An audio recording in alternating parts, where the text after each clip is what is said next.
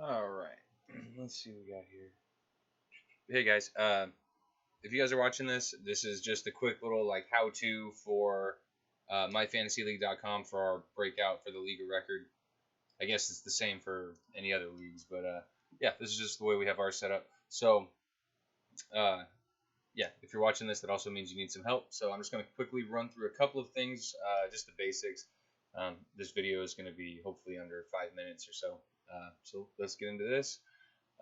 If you well, actually, let me get rid of my little face right here.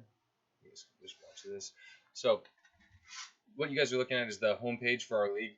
Uh, if you guys are on a mobile device, as they call it, or a phone or whatnot, you're going to see the exact same thing. The only difference is on the right side, all these menus are going to start at the bottom of all these menus on the left side. So yeah, simple enough. Now, up here at the very top is pretty much where all the bread and butter is. It says 4 owners. It's a little tab. Again, on your phones, it's going to be up there too. It just looks slightly, the layout is slightly different. But anyways, here's where you do everything. I mean, you can do your trades right here. You can, submit your lineup. The draft is over, so don't worry about the stuff at the top. Make your survivor pool picks. Later on in the season, you can, make your keepers, and then this is also if you want to put somebody on injured reserve. This is where you got to go to do that. So first off, let's start with trades because trades are simple enough, but people tend to overcomplicate it. If you go to trades and you want to trade with somebody, this is the menu you're going to see. If you're on a phone, you got to kind of scroll down a little bit to see this box down at the bottom. But this is where you select, first off, who you want to trade with. So select, let's say, Halifax Explosions. Just made Halifax yesterday. Go. And then it's going to bring up both of our lineups. So mine's on the left here, Halifax on the right, and I can literally just select this guy, this guy, this guy, and I want to trade for that guy, that guy, that guy, etc. But whenever you do these things, what confuses everybody is you always just got to scroll down to the bottom, and that's where you're going to see the final proposed trade button, and also you can set up how long you want the trade to last. So that's where that is.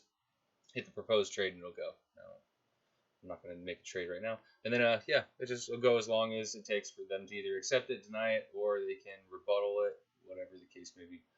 So next, let's go to add drops. Add drops are the waivers if you want to pick up new players, drop your old crappy players. Now this is backwards from the other one, from the other menu. This one, I'm on the right side.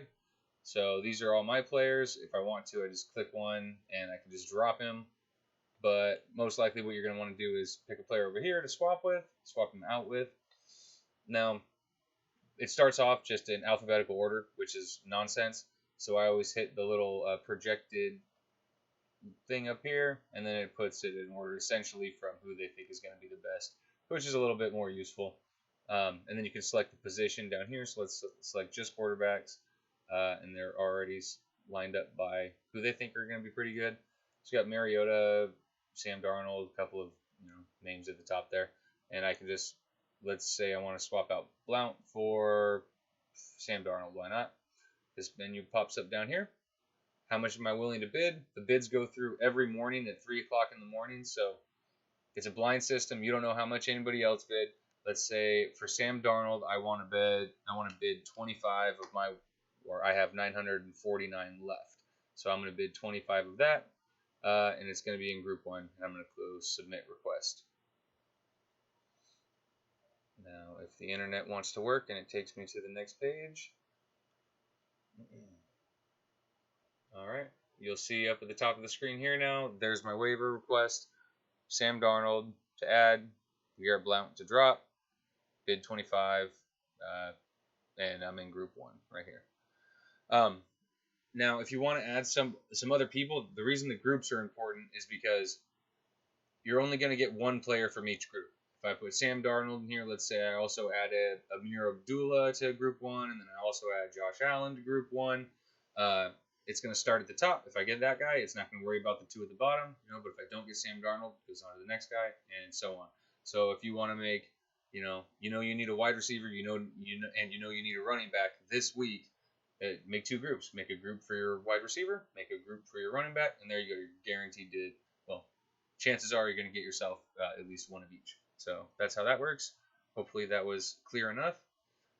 For owners. Go back up to here again because that's where everything is done from for owners.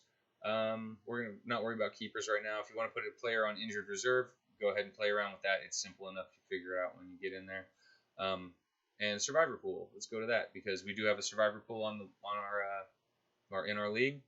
See, only 1 week has gone by, and some people honestly just don't know about it. That's why they don't pick it because they just overlook it. So that's why I'm trying to let everybody know as much as possible. Make your survivor pool picks. You can fail or you can be wrong essentially twice in our league before you're busted out. So this last week I picked Baltimore. It's in white because I was correct.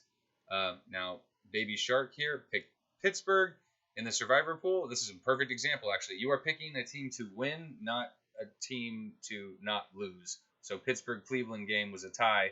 Sorry, Baby Shark, you did not win that week.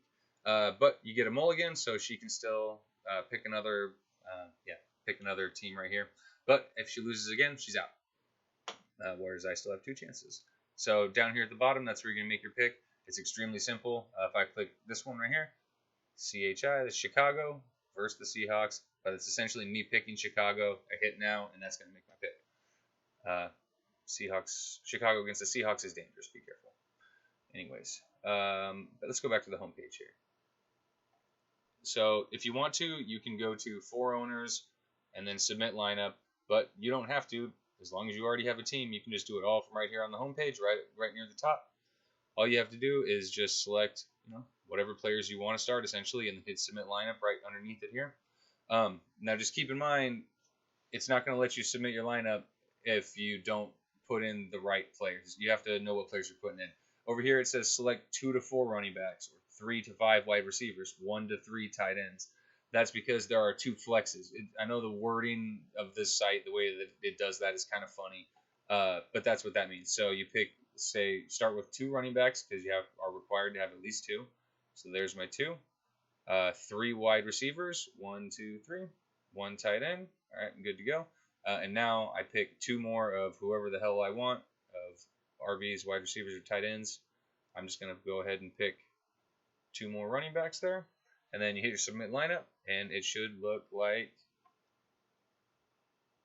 this. And it says right up at the top, Drake it easy, bro. Week 2 lineup submitted. And that's the end of that.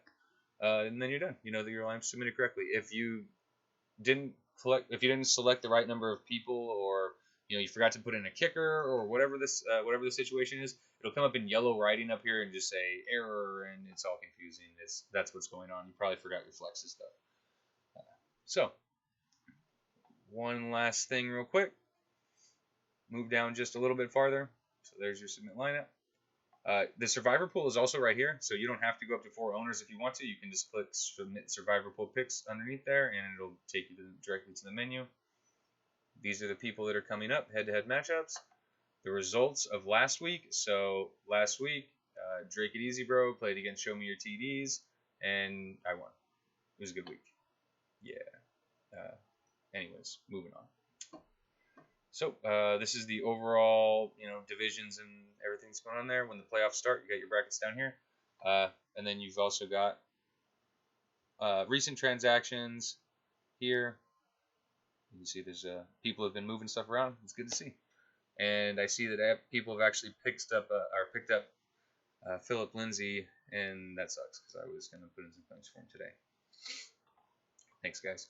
All right. So, anyways, if you have any current claims, you see them right here. If you have any pending trades, anything that people have submitted to you or vice versa, you'll see it right there. So realistically, once a week, if you guys just open up the homepage, take a look, see if you got any claim, or if you want to make any claims, go ahead and put those in. If you want to make any trades, all you got to do is do them right here. You can see if somebody has sent one to you. Submit your lineup. Don't forget to make your survivor pool pick, and that's the end of that, guys. So hopefully this video helped you out, and yeah, see you guys out there. I'm not wishing anybody good luck necessarily, but I hope you guys have fun.